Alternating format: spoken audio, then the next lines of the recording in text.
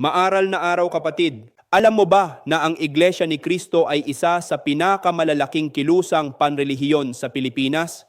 Nagsimula ito noong 1914 sa pangunguna ni Felix Manalo sa panahong naghahanap ng direksyon ang mga Pilipino sa gitna ng kolonyal na panggigipit. Lumakas ang INC sa malinaw na organisasyon, disiplina ng komunidad at matatag na ugnayan ng mga kaanib.